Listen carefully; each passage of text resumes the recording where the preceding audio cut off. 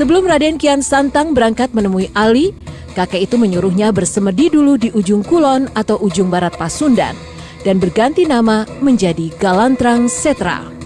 Setiba di tanah Mekah, ia langsung mencari orang yang bernama Ali, sampai akhirnya bertemu dengan orang yang tidak dikenal di Arab. Orang itu bersedia mengantarkan Raden Kian Santang bertemu dengan Ali, dengan syarat ia mampu mengambil tongkat yang telah ditancapkan di sebuah tempat. Raden Kian Santang tak menolak syarat tersebut. Ia mengambil tongkat yang telah tertancap di pasir. Tapi yang terjadi, Raden Kian Santang tidak mampu mencabut tongkat itu, walaupun ia telah mengerahkan segala kesaktiannya. Bahkan ia sampai mengeluarkan keringat darah.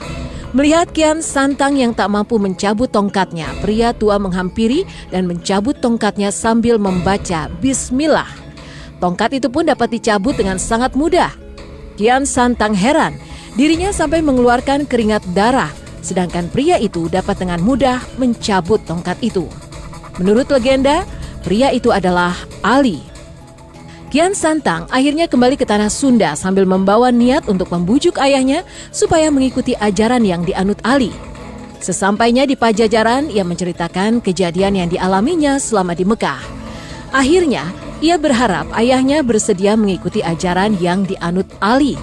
Namun, Prabu Siliwangi menolak ajakan putranya itu. Kian Santang sangat kecewa mendengar keputusan ayahnya.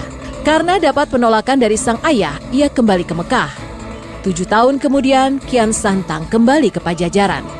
Ia mencoba lagi membujuk ayahnya.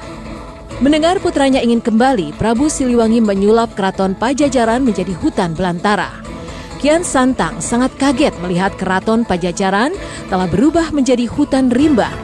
Dalam hatinya ia yakin, ia tidak mungkin salah.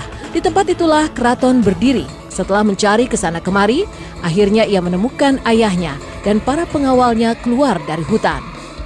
Dengan nada hormat, Raden Kian Santang berkata pada ayahnya, "Mengapa ayahanda tinggal di hutan?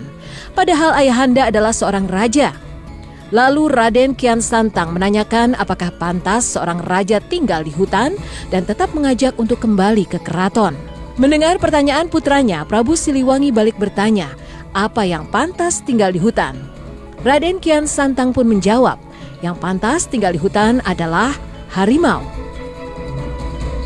Konon Prabu Siliwangi beserta para pengawalnya tiba-tiba berubah wujud menjadi harimau. Raden Kian Santang menyesal telah mengucapkan kata harimau, hingga ayah dan pengawalnya berubah menjadi harimau.